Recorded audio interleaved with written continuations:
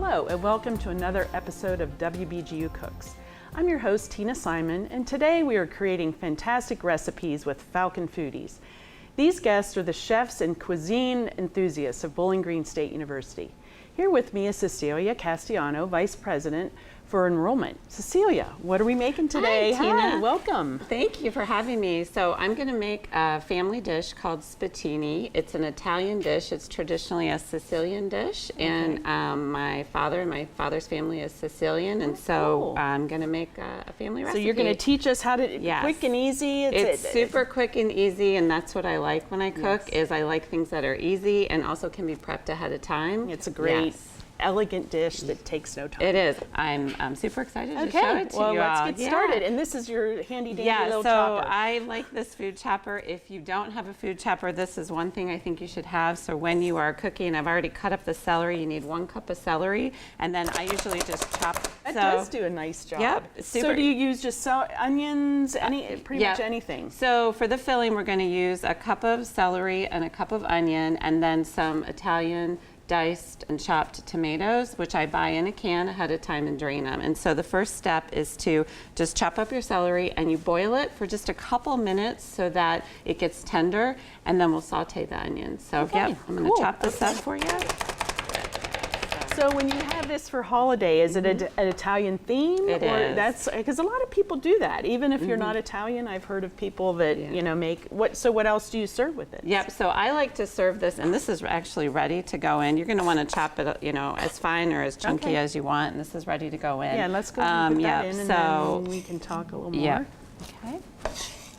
What else do you make? Do you make homemade pasta? I don't make homemade pasta, but I do make homemade sauce. So I like to get a pot of sauce going in the morning of the day of the event, and then you just add in whatever ingredients you want to the sauce. And I'll always serve this with a side of pasta, right? And so this will boil for a little bit, and then I always serve it with a little bit of a side of peas. In my family, you always have peas with every Italian. Is that an Italian thing? It is in my Sicilian family, but and that's usually what we serve on Christmas. So do you want to do the onion now? Is that what we're gonna go ahead and do the onion? This worked too, right? So this I hate chopping onions.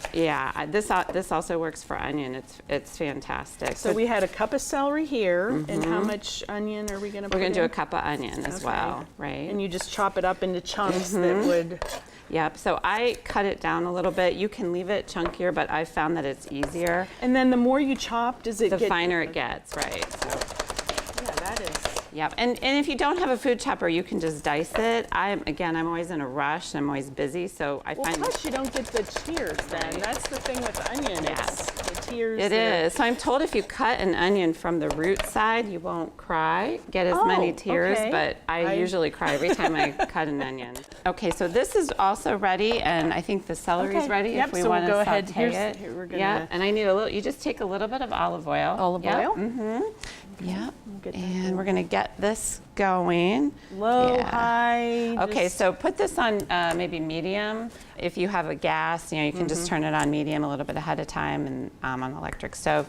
Just drizzle in some olive oil, as much as you want to use. Probably just, I would say a tablespoon and a half. Okay. I'm kind of bad about measuring now because I know the recipe by heart. Which is good. That's, And so we're just going to take the onion and get it in there to saute it.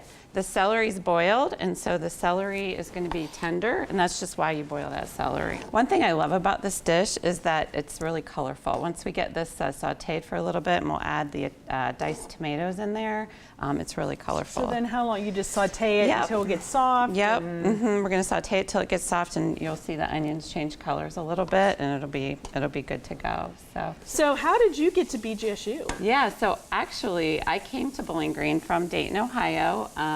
I grew up down there, and when I chose BGSU, I took a campus tour and loved it and fell in love. And I came up to Bowling Green in '86, and I moved into one of the residence halls. And I moved into McDonald, which is a residence hall on campus. And we, my parents, they helped move me in. And when they were leaving, they said, "Hey, don't come home for a while. We want you to get used to being in college." Thankfully, I did graduate 4 years later. Good. So it looks like your sauteing is good. Well, I think so. The onions are done, and the celery looks tender. And so what you're going to do is take a 28-ounce can of Italian chopped tomatoes. Find a flavor that you like. You can also use them without the Italian seasoning. Just strain it ahead of time and you just add it in there. This is my favorite part because it gets so colorful. And I love anything with vegetables, and the more vegetables, the better. It's better for you. Yes. And I think the colors, I love just. It smells awesome. It does. It smells really good. The great thing about this recipe is if you want to change it up or add a different filling, the spadini just means meat, like veal. It's traditionally made with veal. We're using eye of round because I don't usually cook with veal, but you can stuff it with anything. It's basically stuffed meat. So you can, if you want to add garlic in this, or you want to use, you want to throw some spinach in here. What's so great is you can just change it to whatever you have. So this, how long does this cook this then? is going to saute for about 10 minutes, and just to kind of get the flavors together, and you want to have the tomatoes are cooked. So that will saute for 10 minutes. Well, after this is sauteed, you're going to add in a cup of breadcrumb, and again, I use the Italian seasoned breadcrumb, but if you don't want the Italian seasoned, you can use plain breadcrumb. My mom actually uses plain breadcrumb for whatever reason, but I like the Italian.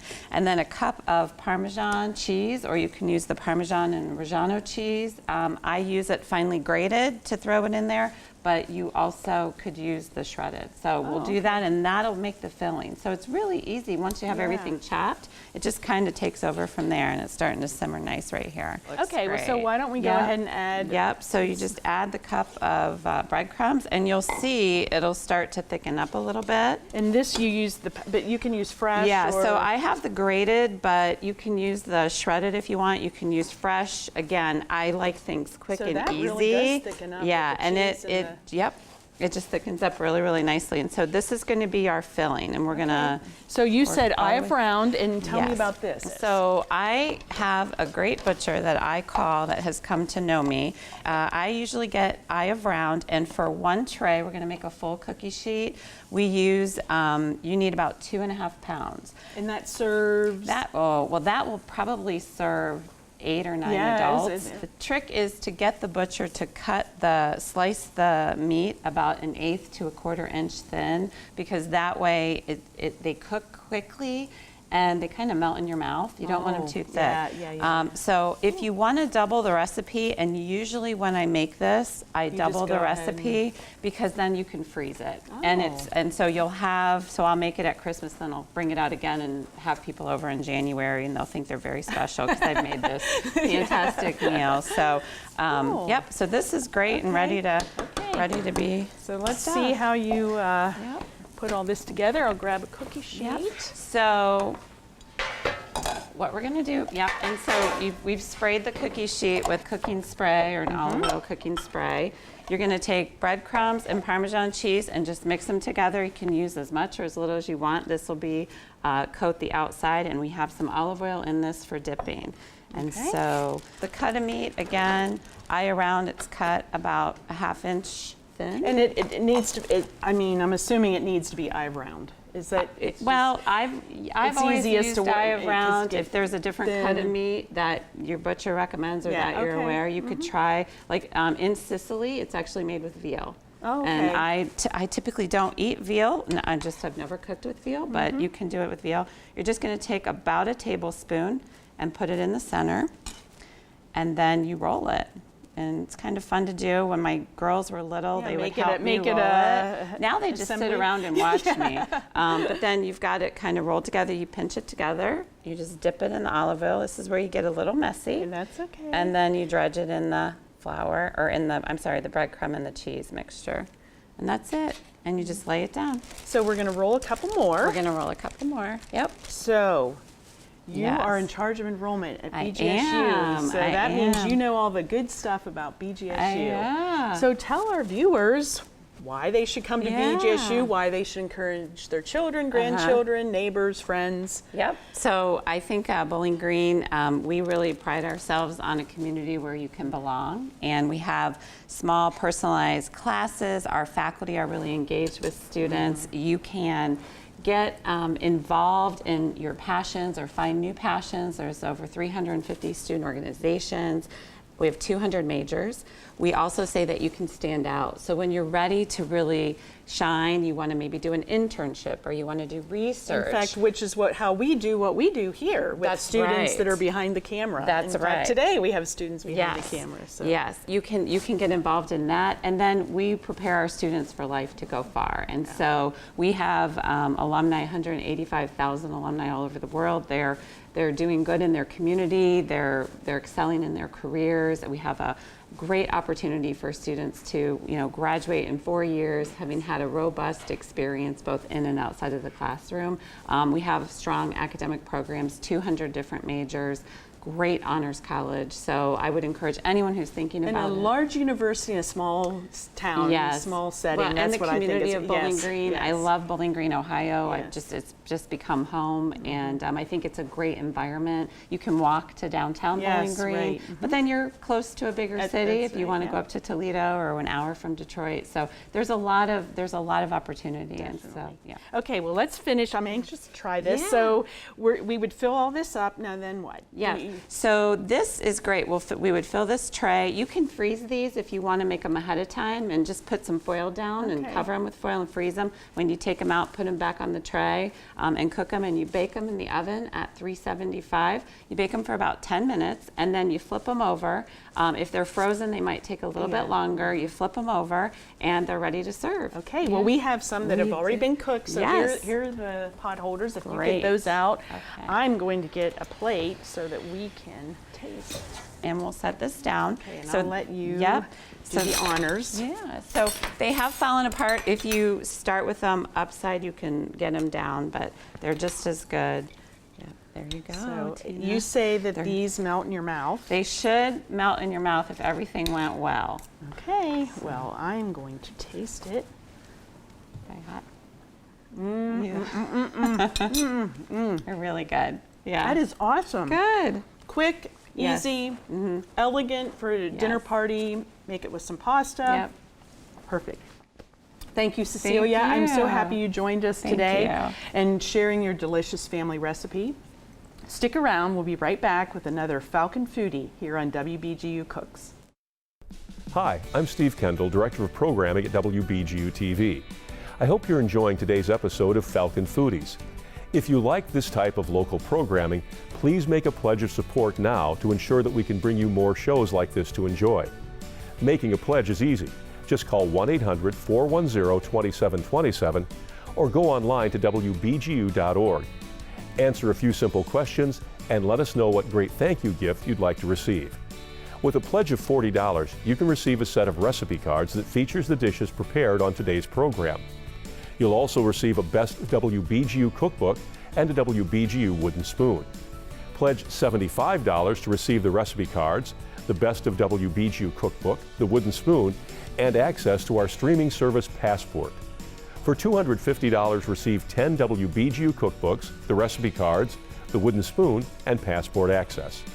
At any of these pledge levels, you'll also be sent our monthly viewer guide, Preview, so you'll never miss another great program.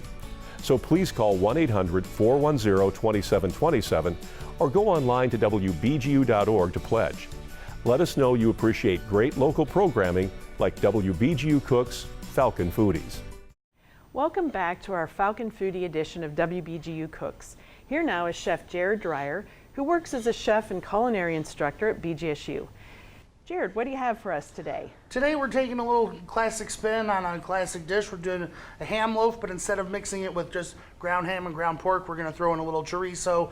We're going to do a little smoky chipotle glaze and a little corn salsa to finish. Now what we're going to do is we're going to go ahead and add about a half cup of breadcrumb, a quarter cup of milk.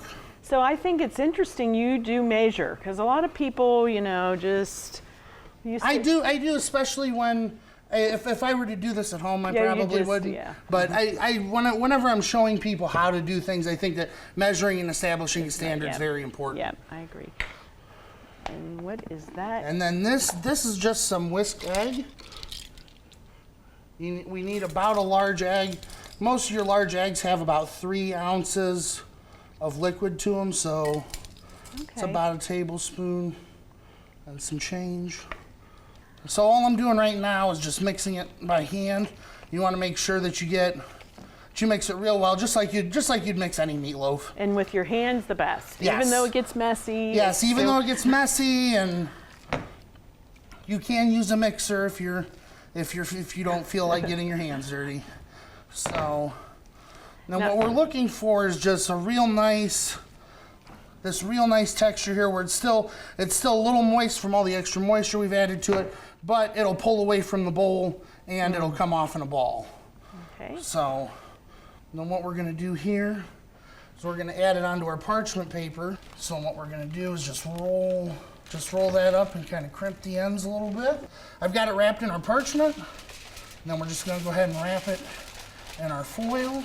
I'm going to spin it, twist my ends. Now if you want to plan this for a weekend or something, you can go ahead and throw this in the fridge, let it set, let it really hit it, let it really firm up. Flavors. Yep, and then you'll be fine. But you can go straight into the oven from here, which is what we're going to do. If you hand me that pan there. This one? Yep. I'd set it right in there, and you can. I mean, if you wrap it up in enough foil, you can set it on the rack. But I don't like cleaning my oven that much, so I avoid it as much as possible. And we have one that's been cooked already. Yep. So you want to get that, and then we can talk about.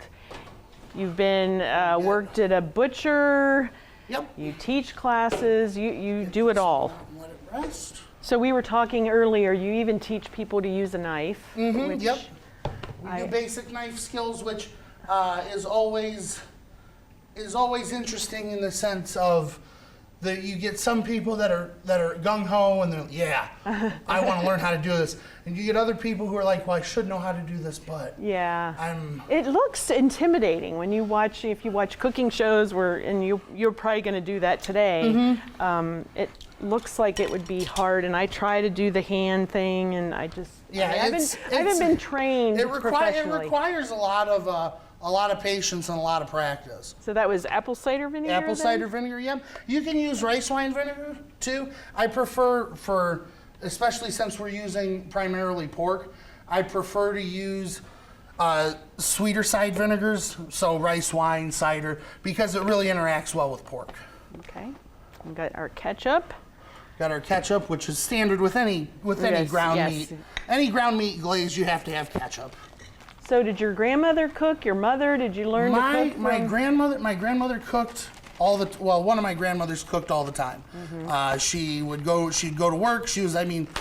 She cooked every night, and holidays were always at her house. Holidays were always a huge thing, which I think sometimes gets a little lost with us nowadays, that everybody's on the move and on the go, and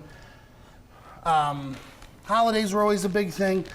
And the day after holidays, my grandma was always a master of leftovers, which I think is a lost art sometimes. Yes, Always the day after Thanksgiving was always turkey and noodles. And it was just as simple as gravy, turkey, and noodles. There you go. That was it, and I loved it. I still love it when she makes it. Yeah. Now what do we have here? These are chipotle peppers in adobo sauce. So they're red jalapenos that are smoked, and then they're preserved in a little chili sauce. We're going to take a couple of those. So are we letting that reduce a little? Yeah, we're just going to let that kind of simmer. So how long would you say that cooked down? This will just simmer for another few minutes. Ooh, I just got a big whiff of vinegar. Yeah, you can smell the vinegar. Yeah. And just let that simmer and hold. And then we have a salsa, right? Yeah, we're gonna make a little corn salsa here with some lime juice, some red onion, some red and green peppers, and some corn, obviously, and a little cilantro. So we got our red onion. We're gonna take our red onion here, and we're gonna cut a little bit further down. So you leave the skin on. Yep, because what I'm gonna do is I'm gonna go ahead and split it. So then I'm just gonna dice. So we chop that up probably pretty fine. Yep. Now red onion, is that what you use, or is it a little less oniony? Or I like the red onion for two reasons. One, the color, especially in an application like this, where we're going to have a lot of, we're going to have a kind of grayish, reddish color with the meat. Yeah. We're gonna have this nice deep red with our glaze. We'll pull that off. And then, so we're gonna need something to make Make it it a little pop. colorful, which is great with your green peppers and red peppers and. Plus I find the flavor of the red onion to be a little bit more of a neutral. Yeah. It's not quite so aggressive. So I noticed you just cut an end off instead of, cutting it in half and Yep, seeding it. you can cut it in half and seed it, or one way I like to do it is cut both of my ends off. Oh, And then that way I can open it up. yeah. This And is then I why can we do just- these cooking shows, so we can learn things. And then that way I can just pull these membranes out. Yeah, that works really nice. And then and these are still viable ends of pepper. I don't want you to think I'm getting rid of them. Yeah. We can pop the top out and be just fine, and this bottom's good. So cut that in half so it's a little bit more manageable. And you said you have cilantro and corn also to Yep. add to this. Now, the thing I'm interested in also is the cooking with fresh herbs. I think that's intimidating sometimes. It is, especially when you're using powerful herbs like Yeah, cilantro cilantro is- or basil or thyme, where you have just a little bit too much, and then it's everywhere. So how do you, when you're, I want to see you do this, because you have Okay. to get all the little stems off? Or Well, with in this application, not so much. What I'm Okay. going to do is I'm just going to go ahead and tear this end off. With herbs, I like to keep some stem in. Okay. Because believe it or not, the stem contains a similar flavor, but a little bit more powerful. Like if you have parsley stems get used in stocks, Okay. which because they have a more intense flavor than the leaf. So you just chop that just like you Yep, would anything just- else. Now, are we going to plate this with all of this? Yep, when and we're gonna compose it all together and make it look. so that I get to taste Yep, it? we're gonna That add is- just a little bit of lime juice. Okay. And Just use some corn. I'm going to get a plate out so we can taste our awesome ham loaf BGSU legacy dish that has been add turned our into corn. something a little better. Yeah. And add just a little Now you've mixed it, and that's, salt and pepper. that's kosher salt? Kosher salt, yep. Okay. And pepper's right in there. Mm-hmm. That looks so colorful Yep, and and fresh. yep, like I said, it'll be the perfect topper to what we're doing here. So Okay, good. we'll get that and set it aside. And this would serve, This serves about 6. Depending on your audience. So here. so that's the parchment paper then Yep. coming off. Huh. Yep, that helps absorb a lot of your fat too. Oh. So that way you don't have that dripping in your oven. And all we're gonna do now is we're gonna go ahead and slice. Oh, it smells wonderful. Smells really good. Very nice. And then we're gonna, the glaze go on next then, or? Oh, that's, It's nice and yeah, nice thick. and thick. And this is one thing you could do too, where you could make the glaze. And then once your ham loaf comes out, you could go ahead and glaze it, put it back in. That way you get Oh, that yeah, nice sugary. Yeah. And what was the temp on the ham loaf? The oven was at 350. Okay. Yeah. Ooh, look at that. That looks awesome. So what would you serve? What else would you serve with this? I would, because it's how I grew up. I'd stick to a classic, and I'd go with a nice roasted potato or mashed potato. Yeah. I wouldn't get too crazy Too out with there? it. Yep. And then we'll take some of our corn relish here, Oh, look at that. right over the top. I'm going to take a bite if that's. Oh, go for it. I want to I'm- taste it and see how wonderful this is. Mmm. That's awesome. Doesn't even taste like ham loaf. That's awesome. That is very good. Very good. Thanks again, Jared, for coming Oh, you're very in welcome. and showing us your techniques. We learned some great things today and the tasty food. We'll be right back with more Falcon Foodies on WBGU Cooks. Hi, I'm Steve Kendall, Director of Programming at WBGU-TV. I hope you're enjoying today's episode of Falcon Foodies. If you like this type of local programming, please make a pledge of support now to ensure that we can bring you more shows like this to enjoy. Making a pledge is easy. Just call 1-800-410-2727 or go online to WBGU.org. Answer a few simple questions and let us know what great thank you gift you'd like to receive. With a pledge of $40, you can receive a set of recipe cards that features the dishes prepared on today's program. You'll also receive a Best of WBGU cookbook and a WBGU wooden spoon. Pledge $75 to receive the recipe cards, the Best of WBGU cookbook, the wooden spoon, and access to our streaming service Passport. For $250, receive 10 WBGU cookbooks, the recipe cards, the wooden spoon, and Passport access. At any of these pledge levels, you'll also be sent our monthly viewer guide, Preview, so you'll never miss another great program. So please call 1-800-410-2727 or go online to WBGU.org to pledge. Let us know you appreciate great local programming like WBGU Cooks, Falcon Foodies. Hi, and welcome back to our Falcon Foodies edition of WBGU Cooks. With me now is a member of our PBS family, producer-director Joe Goodman. Joe is going to be making some delicious broccoli tacos for us. Welcome, Joe. Well, thank you, Tina. Appreciate it. You're usually behind the camera, and we dragged you out today, and you're going to show us how to make broccoli tacos. All right, so we've prepped nicely all our ingredients so we can kind of breeze through this, but the first thing we're going to do is take these nice chopped up broccoli florets, put them in our So is that like a head of broccoli? Is it a couple? Oh, it was a whole bunch of them. Yeah. Because, you know, the key when chopping up this broccoli is to make sure you just sort of have a uniform size. You want to try and take the stems down as much so that it cooks evenly. That's the hardest part to cook. Obviously, the edges will start to brown and crisp faster. But that is good. This is a part of the dish that we actually want to kind of darken up. We want to blacken it up a little bit. And fresh is best. Fresh is the only way. Okay, that's what I thought. Now, Joe, you're from New York. Yes. Is that where you get your cooking expertise? Have you always been interested? Because you're always talking about cooking and dishes, and I know you're really interested in. Well, it is my favorite hobby.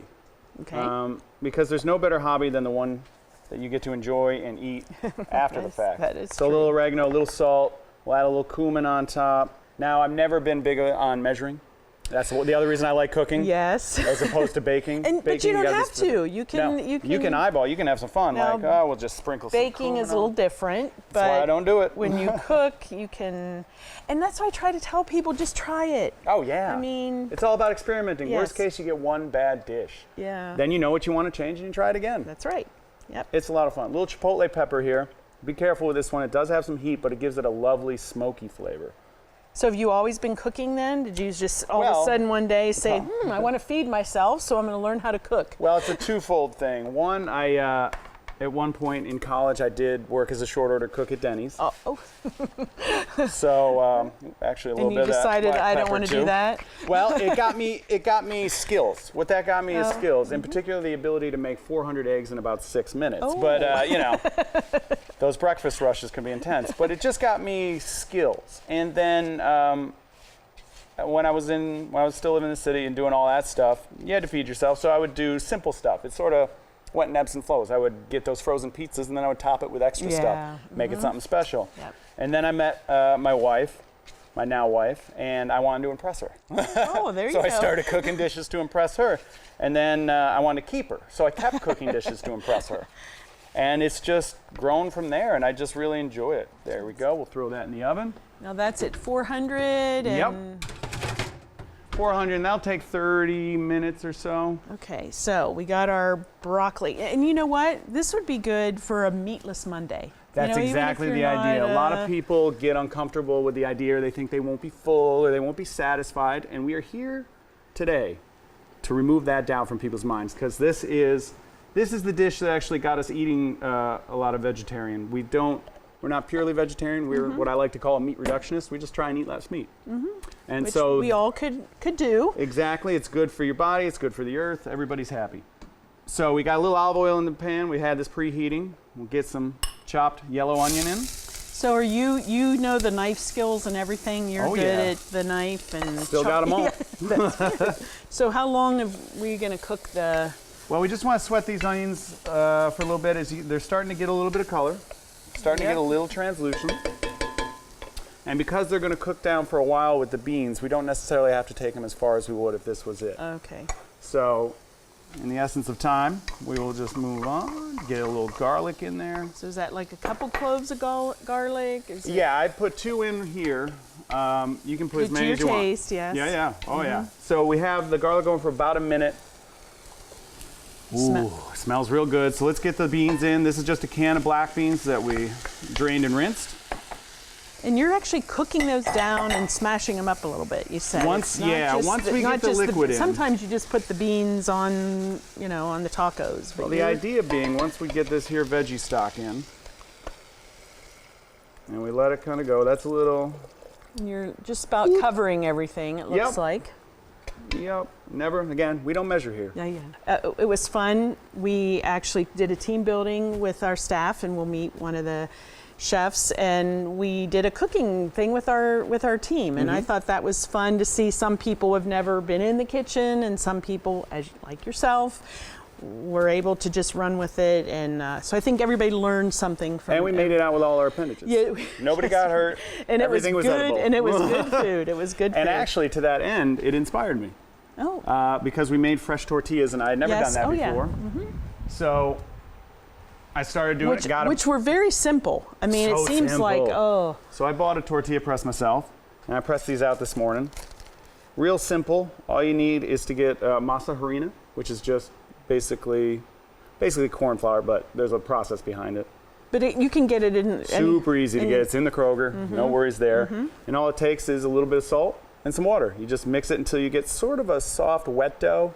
It shouldn't be sticky or falling apart wet, but it should have a... Play-Doh, maybe? Yeah, that's a great idea. Play-Doh is the right consistency. So we're going to... And we actually cooked those up, and they were good. What I'm learning is... You always think, oh, I got to do quick and easy. I'll go the frozen, but really fresh is... It's better, and it doesn't take long It is at all. simpler. I mean, it's not like you think it is. So just like that, I thought, oh, it's just a couple ingredients. I whipped this out this morning while I was drinking my coffee. Really took no time at all. All right, so now that the beans are kind of getting a nice rolling boil going, we're just going to take our wooden spoon here. We're going to take some of those beans and just push them up against the side, crush them up a little bit. Now, what that'll lead us to is a little bit more of a thicker texture in the end. You don't want to crush them all. You still want to see those beans in there, but... So is this kind of a part of the base, or...? So what this will end up being is sort of like a bean paste that we're going to layer in first. And that is going to be your protein of the dish. That's going to be like kind of the real thick base of it all, yeah. So with this rolling, I'm going to put a little spicing in. So for the beans, we're going to go kind of consistent with what we did with the broccoli. We're going to add in some cumin. Now, I'm not actually measuring. I'm just trying to make it easier. No measurements here. Boom. A little bit of oregano, because this stuff can go a long way. And then a good amount of chipotle. Not too much, because I know you don't like the spice. I'm stepping out of my box here. Oh, good. Then we're going to dump it in. I don't know about that. So again, how long are we going to cook the tortillas? Well, the beauty here is that it's pretty hard to screw up. So about a couple seconds, depending on how you want to do it. You want maybe 10 seconds on the first side just to give it a little bit of a coat and then flip it. And you put a little olive oil in there to coat? You don't have to, no. Okay. You can. Mind you can. You most certainly can. It gives you a little bit more of a greasier texture, which is not bad. Yeah. It is nice. Those are nice sizes. Those street tacos are now a thing, and it just lets you decide how much taco you want to have versus the bigger. You can get as many as you want. You get a 3-bite taco and just keep ordering until you're full. It smells wonderful. Oh, We're still cooking our broccoli. Broccoli's going well. We really want to see some blackening on that. We want it to crisp up, real crunchy, because that's going to be the crunch in here. All right, another guy ready to go. And you cook those for? Oh, a minute or two on each side. Beans are getting real close. You can tell when you're getting close as the liquid will start to pool on the top, and you'll see less and less and less until it's just a little bit is left. Because that really did thicken don't want too much moisture in there. Once it gets just a little bit less moisture in there, we're going to add our apple cider vinegar. In the meantime, let's take a look at how the broccoli's doing. That's looking charred up. Oh, that's good. Dump all this out on our big old cutting board. I'm gonna take this cutting board home if it's all right with you. Wow, that Look at that. that looks really good. Now, Nice before we get too black far along, we chard. should make sure Oh yeah, you our definitely have seasoning's to- right. Use a little bit. Add a little more in. Just make sure it's Never have enough of that stuff. no, nice and flavorful, and then we're just gonna run our knife through it. You know, this doesn't require anything too much, just kind of breaking up those big chunks. So, those beans are there, just a little bit of moisture, so now we're gonna add in our apple cider vinegar. How much you say? No problem. I'm going 2 capfuls, Okay, well at least that's a measurement, Yeah. right? standardized. Mix it in, we'll let it go down just a little bit to reduce that vinegar. Because again, we don't want sloppy beans coming falling out of your tortilla. No, definitely They not. got to be cohesive. So we'll let that go a little bit. So how do you like being in front of the camera instead of behind the camera? Today's my day. Since you're cooking. From here, the world. Oh, I don't mind it at all. I like every aspect of this business. Yeah, that's good, right? So, well, those beans take one last spin around. We're gonna get into our toppings. So, what we have here is some red onion, just diced, nice and fine. Little cilantro, also diced. Some extra sharp cheddar. You can use anything you want. You can use cotija, like any of the Mexican cheeses as well. They're quite lovely, but I have a special affinity for cheddar. And a little avocado, because who doesn't like avocado? And we're gonna learn how to cut an avocado. Just cutting under the little dimple all the way around. Use your knife, hopefully it'll come apart. If not, boom, twist it open. There she is. Oh, if you're curious on how to remove the seed, I'll do the extra safe way, not the way I might actually do it. Boom, just right in, twist, comes right out. Boom, Simple enough. yep. It just looks scary. You go into the store. Now, when you go into the store, how do you pick an avocado? Sure. It's all about color and softness. So this being true for Hass avocados, the most common kind you see is these Hass avocados. You're looking for the darker color, and then you're just looking for a little bit of give. A little bit of give. Got it. Yep. Got You know, it. if there's no give, you know it needs some time. If it's super squishy, Yeah, it's that's too- missed its moment. Unfortunately, avocados are very Yes. temperamental. So you're like, oh, well, I'll just let this age a little bit on the counter. It'll be fine. And then it's done. Next thing you know, it's Or already even rotted. when you make guacamole and you don't eat it right away.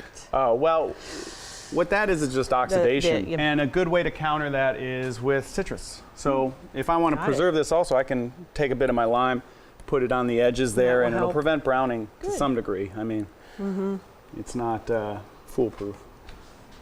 So give that guy a flip, and I think we're just about ready to plate one for you. Okay. Right after we taste these guys, gotta make sure we seasoned, because we still haven't put our salt in here. We can't forget that. Every once in a while when I'm rushing, You forget the salt good stuff in there. and try not to burn your tongue at the same time. Yep. Always gotta, give it a couple breaths. That turned out really nice. Yeah. Started out with what, just beans and Beans, garlic, onions, a little seasoning. And also, once it cools down, it does congeal a little bit. So that's why you do want to leave some of that moisture in there. We'll give you one fresh out the pan. All right, start with a little cheese. Then we will go to just a bit of the beans. Yeah, we want to be gentle.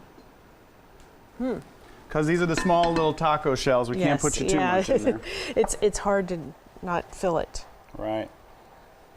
Oh, this is I gonna want to find you the real This crispy is gonna stuff. be There so it is. yummy. Boom. Little sprinkle of the red onion. And normally you would probably have some kind of salsa. Normally we would throw pico. some salsa on there, but I know you don't tend to love. Well, the spice. plus with me trying to eat it on camera Yeah, I didn't want anything making you go, "Ooh." or messy. Yes. I was thinking messy. Little cilantro on top. Yummy, yummy, yummy. This is the best part about being a cooking show host. Isn't it? Yes. This is why I want your job. So just to squeeze it a line and go to town. Okay. Look how cute this is. Such a cute little taco. I'm sold. That is very good. See, it's Well, not that hard to cook vegetarian. No, it isn't. It doesn't. I wouldn't even say it tastes like vegetarian. Still flavorful, very filling. Very great. Good. And nutritious. And you can add whatever you want on. You can put anything you want on. You can put a steak on it. Who knows? Well, thanks, Joe, for cooking with us today. We'll be right back with another Falcon chef. Stick around. Hi, I'm Steve Kendall, Director of Programming at WBGU-TV. I hope you're enjoying today's episode of Falcon Foodies. If you like this type of local programming, please make a pledge of support now to ensure that we can bring you more shows like this to enjoy. Making a pledge is easy. Just call 1-800-410-2727 or go online to WBGU.org. Answer a few simple questions and let us know what great thank you gift you'd like to receive. With a pledge of $40, you can receive a set of recipe cards that features the dishes prepared on today's program. You'll also receive a Best WBGU cookbook and a WBGU wooden spoon. Pledge $75 to receive the recipe cards, the Best of WBGU cookbook, the wooden spoon, and access to our streaming service Passport. For $250, receive 10 WBGU cookbooks, the recipe cards, the wooden spoon, and Passport access. At any of these pledge levels, you'll also be sent our monthly viewer guide, Preview, so you'll never miss another great program. So please call 1-800-410-2727 or go online to WBGU.org to pledge. Let us know you appreciate great local programming like WBGU Cooks, Falcon Foodies. Welcome back to WBGU Cooks. We are here with another Falcon foodie, BGSU dining chef Austin Roselle. Chef, what are we going to do today? So today we're going to do a little bit of knife skills, and what we're going to do to kind of show off those knife skills is we're actually going to make pico de gallo. So it's a really simple, easy thing to make, and it's kind of a nice learning experience because we've got some round objects, we've got some flat objects, so it's kind of a nice, well-rounded way to learn some nice, easy knife skills. And I think this will be very helpful for our viewers because it's one of those things, even if you cook a lot, doesn't mean you know how to use a knife. No, absolutely. Yeah, absolutely. Which could be a dangerous thing. Very much so, yeah. Speaking of which, you were going to talk about some knife safety. Yeah. I think a good rule of thumb, especially for any home cook, you should have at least 2 really nice knives. Okay. The first of which is just a really nice chef's knife. So what we have here, this one is a 6-inch chef's knife. You can get these anywhere from 6 inches, you can get them up to 12, even 14, depending on the manufacturer. But one of these is kind of your standard go-to. Use it for anything kind of a knife. Got it. The other knife, I don't have one with me here today, but a really nice knife to have as well is a really nice paring knife, which is, you can use them for peeling small things or cutting small things, but those two are really kind of the perfect staple knives for any home kit. And you should maybe spend a little bit more than you normally. Yes, definitely. It's not something. But you'll have them forever. Yeah, and that's the thing is if you really want to get into it, you can get online and find the knife that's right for you. Got it. So. Are we ready to start cutting? Yeah, let's get into it. So I'm gonna set this off to the side here. So the first thing that we're gonna get into is we're gonna go ahead and just start with a tomato. This here, I've just got a beefsteak tomato. But you can use either a beefsteak or a Roma. They're about the same. Really, it's just the amount of juice inside.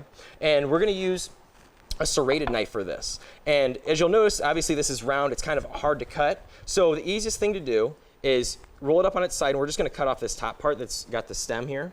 And another thing, too, is when you hold your knife, so the easiest way to do it, and it's kind of awkward at first, but you take your thumb and your index finger and you actually pinch on the actual blade itself, okay? And then you take your remaining fingers and you wrap them around your handle. Okay. And this is going to give you the most control because you can kind of tuck that handle into your wrist. And the thing you see a lot of times is you'll see people that kind of cut like this, or they put this finger up here, and you lose a lot of control when you do that. That's when your slips happen, and bad things usually happen from there. So if you do it like this, everything is kind of tucked in. You don't have to worry about it. And the other thing too is your hand that isn't using your knife, we like to refer to it as kind of like the claw or the C. So you kind of just make a C with your hand, or think of like the claw machines at like a bowling alley, and you kind of set it on top, and you want to tuck your fingertips back a little bit, okay? And what we're going to do is we're actually going to take our knife, and it's going to set right against our knuckle, okay? And that's going to kind of give us a guide for when we do our cutting, and as well what it's going to do is it's going to make sure that our fingers are back, we don't cut off our tips, anything like that happens. So now that we've got this first, we've got a nice flat surface that we can cut with. So now I don't have to worry about it going anywhere. So what I'm going to do is I'm just going to go through and cut slices here. So I'm going to kind of jump over this bottom side here. So that's going to be a little bit of a bigger cut. And then same thing for this. I'm actually going to go and just kind of cut this little bottom piece off here and set that off to the side again. Use it for your compost. Now you can cut it as big or as small as you like. It really just kind of depends. So for example, with the tomato, I like to make that, that's, to me, is kind of the most important part of your pico de gallo. So I like to make that a little bit larger. And the other thing too is you have to think of what you're using it for. So if we're using it for something as like a garnish on a taco, you might want to go a little bit smaller. However thick you want to cut it, because at the end of the day when it comes to cooking, there are guidelines, but there aren't a lot of rules. I think that's a lot of misconception that people don't have. And that's what we like to try and show our viewers. That, especially, we were talking earlier, you can go out and buy a jar of salsa, pico. Yes, absolutely. But it's easy to make it fresh, and it just tastes so much better. Yeah, absolutely. It's not the same, when you make it. And the one thing is that first time you make it, you'll never want to buy it again. Yes. Another thing that we're going to do is we're going to do an onion. I'm going to use a red onion this time. You don't have to use red. You can use any onion that you like. Same thing. It's it's a very round kind of awkward object. So for this, I'm actually going to use our chef's knife. And what I'm going to do is I'm going to turn it off to the side, and I'm going to cut off this top part. Depending on the style of onion you buy and how your grocer does it, some onions have a lot of extra skin on the outside and some don't. This one I actually peeled a little bit beforehand. Okay. But there is still a little layer, and I'll actually go through and It's kind of waxy, right? Yeah, Is that what you were... So I'll go through and kind of peel it. And the thing is it's kind of misleading because, I didn't get all the way through here. It's kind of misleading because on part of the onion, it'll look, like it's completely fine to use, and then you get further along, and it's got this kind of awkward, chewy skin to it, and it's not really something that you want to eat. So you want to make sure to get down into the meat of the onion. So usually you feel like you're wasting it, but it mean, won't cut right anyway, and it won't taste good. It's not something you really want to eat. So now that I've cut off that top end, what I'm going to do is I'm actually going to leave this kind of hairy part on the bottom here, and this is actually the root of the onion. And I'm actually just going to go through, I'm going to cut it in half. And then the reason I left this root on is this is going to kind of hold everything together for me for this onion. And it'll make cutting it a lot easier. Because a lot of times you watch your cutting shows and they cut an onion 20 different ways just to do something. It's really not necessary. Because if you leave that root end on there, and you'll kind of look, it's hard to see right now for the viewers, but there's actually these kind of natural little like nooks and crannies in this onion. And if we follow those when we go through and cut, so we're just going to go around our onion. And again, you have your claw. Yep. And then what you're doing is you're just kind of going through, and we don't want to go all the way through to that root end, okay? You want to stop just before it, and we're just going to kind of follow that natural curve of our onion.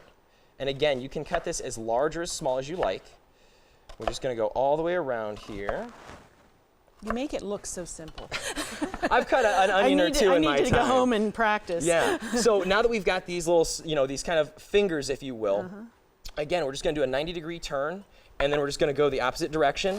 And then if you'll look, once we kind of get that initial cut, you've got a nice... It's already because of the way the onion... diced onion because of the way the onion is. People on television, they're like, oh, you have to cut it this way and this way, and it's a lot more work than you need to do. So, but we're just going to go through. I'm going to run through and cut this onion here real quick so we've got it for our pico de gallo here. And again, once you get to that root end, you can go through and kind of trim around there. This part you obviously don't want to eat, and then just save it for your compost. So I'm going to set this into this bowl here. And another thing too, that as you can see, I'm using the knife to kind of scoop things into my hand. If you're not comfortable doing it, that's not necessary. Now they have scrapers. They make like little plastic scrapers that are always great for that, especially again if you're cooking with kids. That's not necessarily something you want them doing. But we've got our onion there. And the next thing I want to touch on is our pepper. So today we're going to use a jalapeno pepper. That's just for a little bit of heat. But the other thing too that I think people don't understand is you don't have to use what I would think of as kind of like a spicy pepper. You could always use bell pepper so you get that same flavor and texture, but you don't get that heat. However, what you can do is you can go through and actually kind of take out a lot of the heat because the majority of the heat inside your pepper is actually in the seeds. So if you wanted the heat, you would leave the seeds. Right. So like what we'll do is we'll kind of go and cut our stem off, and then I'm going to kind of hold it on its side and pinch around it, and then just kind of come down the middle and cut it in half. And then all of these seeds in here is where the majority of your heat is. So what we can do is we're going to go and just kind of take your finger and kind of scrape that out, and we'll just set it off to the side here again for our compost. So now that I've got this cut in half, again, I'm gonna put that skin side down, okay? And again, we're just gonna cut it into long strips. Now when I do a jalapeno, I like to cut it pretty small. And I do it for a couple reasons. One, I feel like I get a little bit more of a distribution of that heat. And the other reason is I'm similar to you, I'm not a huge spice guy. Yeah. Like I'm not. And the thing is there's a very fine line Yes. between flavor Yes, and just I agree. overkill. Some people So, that just want the hotter the better. I yes. don't understand. No, but- not for but, me. Not to each for his me. own. Right, but- right. No, definitely not for me. And actually, I'm getting. That's why I like that you are cutting them smaller because then you can, get some of the flavor Yeah, and not absolutely. necessarily feel. And the thing too is when I went through and cut these, something smaller like this, what you actually do is you actually leave your knife on your board and you kind of do like a rocking motion, okay? So the tip of your knife stays on and it's just kind of a down and forward and back again. Think of kind of like an old train, you know what I mean? Where you kind of like the bars that keeps on the wheels. It's kind of like that, you know? So that's the motion that you want to go for. And I suppose the more you do this, the better. You see some yes. people, Oh, yeah. that are really. Yeah, just like anything in life, I mean, it's practice. It's a Yeah. lot of practice. Yeah. So, and then the last thing that we're going to cut here is I've got a little bit of fresh cilantro here. And the one thing that I personally really love about cilantro, and I don't think a lot of people know this, is cilantro actually is one of the few herbs where you can use the stem. I was going to ask about that because it's Yeah. hard to get all the Yes, it's a lot of work to go through and kind of pick each one. Is. And cilantro is one of those herbs where there's a lot of great flavor in the stem, and the stem is actually somewhat we'll say tender, so you don't have one of those things where if you were to use like basil or something like rosemary, where it's like you're You chewing feel on a tree that- branch kind of a thing. Now, granted, you don't want to use all of it. So what you can do is once kind of where your leaves start to finish off and that stem starts, just go through and kind of twist it. And then what you do with your herbs is you just kind of bunch them all together, okay? And we just kind of make a tight little package here. And again, we're just going to kind of put our knife right against our knuckle and just back and forth. And we're gonna just kind of scoot our hand backwards. And it's one of those things where if you're not comfortable doing that, you can always kind of stop and move your hand and then keep going. So, but we're gonna go through and just kind of work over this. And you probably just keep cutting And then- until you get Yeah, the and fine, whatever you want. Yeah, exactly. So you could leave it like this if you want really coarse, or if you want a little finer, what you can do is you actually just set your knife down, take your other hand and set it on top of your knife like this, and you just, same motion, and what you do is you just kind of rock back and forth through your herb. Now I have a question about cilantro and Yes. washing it, and Yes. because I've done this before, and it's a wet mess. Yes. So the one thing, cilantro especially, is a very wet herb. And the one thing too is, unlike a lot of other herbs, cilantro actually can bruise very easily. So what happens if I were to sit here and keep cutting and cutting and cutting and cutting, eventually it would almost get a black color to Yes, it. yeah. And it's super unappetizing. It doesn't taste any different, it just doesn't look as nice. So what the easiest way to do it is when you get it at the grocery store and it comes in that little bundle, take it out of that bundle and run it under some cool water. And then the easiest thing that I find is some paper towels or like a kitchen towel, just kind of spread it out in there and then just pat it dry. Is the easiest it way to should do be it. dry. Yes. Yeah, You don't want it to be, you don't want to like sit it out in your kitchen for like a week so it dries. It's a very but you don't finicky want it, herb. I yes, mean, I've very tried much. growing it, and it just. Yeah, cilantro is, it's definitely something that is, I by no means have a green thumb. Yeah. This is one thing that I can't do is Yeah. like grow herbs. No. But cilantro is definitely a little bit more temperamental Yes, than most. definitely. So, but now that we've got this ready to go, now comes the easiest part and it's just putting it all together. So do you want to talk about garlic for a minute? Oh yeah, while absolutely. we're- I actually forgot about that. Thank That's you. okay. So another thing too is garlic. Yeah. So garlic, when you get it at the store, it comes, a nice little bulb like this. It's got all this paper around here. And you kind of like, what do I do? How do I get this all out of here? So first thing is when you get it, just kind of push down on it. And what that'll do is that'll actually cause all of these cloves to pop off. And then you can take that, and now that you have your cloves, again, what we're gonna do is we're just gonna go and just kind of set your knife on it real flat and just kind of give it a little whack. And what that'll do is that'll actually split that paper on there, and you can just go through. So you end up with what you need and to end peel up it. with. Yep, exactly. You peel all that paper off, and then you've got a nice clove of garlic. And the other thing too that's really nice is when you do that, it smashes it down because I've got some here that you'll see. It's very an odd round shape. and kind of awkward. So once you've got it smashed down like this, and I'll do this one as well really quick here. is once it's smashed down, you've got a nice, broad, easy, flat surface that you can cook on again, or you can cut on rather. So now that we've got that, same thing as everything else, but this one is gonna be more like our herb where I'm not worried about it being too fancy. Yes. You know, I really just wanna kind of break it down. So I'm just gonna kind of run my knife through it one way, and then I'm gonna just kind of scoot it into a nice little pile, and then go back and forth with it and just kind of cut it down. So, and as you'll notice, I'm not being too overly clean with my garlic getting into my cilantro because we're all going to put it together. So it's okay. This is one of those things where it's okay to be a little bit messy. You know, you don't have to be too clean about it since it's all going to kind of go together.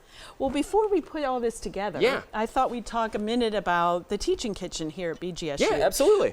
So the one thing that's really nice about the teaching kitchen that I don't think a lot of people realize is it's not just for students or faculty and staff. No, yes. We've actually, you know, throughout the summer, we're going to the farmers market and reaching out to the community because anyone can come. Yeah. You know, we just go to our website for bgsudining.com. You can go on there and sign up. We have a calendar with all the classes we offer, the costs associated, the time, the menu, who's teaching it, super informative. And then there's also a contact page. So we've done a handful of professors on the university. We've done some private events for them, some birthday parties. We've done kids' birthday parties. Yeah, because there are kids' classes as well. Yeah, so we do tons of stuff. It's really a fun time, and Absolutely. you learn things. Yes, I mean, it's amazing. We saw earlier the tacos. That's Joe. Yes.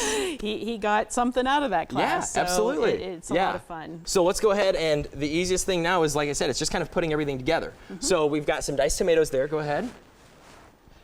So we're gonna do some diced tomatoes. We've got our diced red onion here as We're well. gonna just add. Yep, you can go ahead and do everything in there. Probably not salt and pepper. Yeah. So what we're gonna do is we've got, we'll just do a little bit of, I'll do this since you don't have the glove on. We're just gonna do just a little bit of jalapeno in there, and we can always go back and add more. So I'm gonna go through and I'm gonna put our garlic in here. And then it's just little bit of our the fresh cilantro. ingredients are just you just can't beat it. Yeah, absolutely. I mean, and again, you know, once you make this at home, you know, you're not going to want to go and buy it again. What I think people don't realize is it's really not that hard. It isn't. I've got some fresh squeezed lime juice here, and again, this is one of those things where it's, you know, kind of what you want. So I put in probably about 3 tablespoons there. We can always go back and add in. We can't always take it out. So. So we've got that.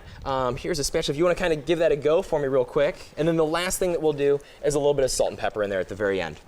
So now the one thing that's really nice about this is much like, you know, a lot of things that you make at home, especially like soups and stews, things like that. If you were to make this the night before and then eat it, you know, the next day, it's a whole nother world of flavor because those flavors can sit together, they meld together. You get a little bit of that, the acid from that lime juice kind of brings out some of that natural flavor in those tomatoes, and it's just a whole nother thing to enjoy. So it's always one of those things you can make it the night ahead of time, right before a party. That's always a plus. Oh yes, absolutely. A little less work for the day of. So how much salt and pepper would you add? So again, personal preference really. So I usually do pepper. I go a little bit shy on. So I'm thinking, you know, maybe just a little pinch. We're talking not even 1/8 of a teaspoon kind of a situation.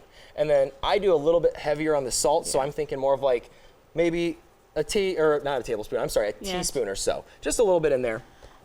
So, and again, we can always go back and add in if we'd like after the fact. Which is the best part about cooking is you can do it the way you want to. And Yeah, that's what I always say. If I'm cooking, it's going to be the way I want Yeah, and that's, at the end of the day, you know, you have to think you're cooking for yourself and for your audience. So I'm going to try this. Yeah, absolutely. This just looks yummy. And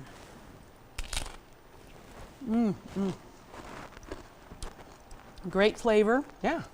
You can taste the cilantro. The onions aren't too bad. No, and again, it's one of those things where if you're not a big onion person, you don't even have to put it in there. You can always put a little bit less. And I didn't really taste the jalapenos either. Yeah. See, it's, you know, by cutting it smaller, you kind of distribute it throughout, and it's a lot more of getting that flavor. Since we got those seeds out, we don't have a lot of that heat. It's just so fresh. Thank you so much for coming on, Chef Austin. Absolutely. And thank you, viewers, for watching this episode of WBGU Cooks. To watch this program and other episodes online, or to make a donation to WBGU-TV, head to WBGU.org. See you next time.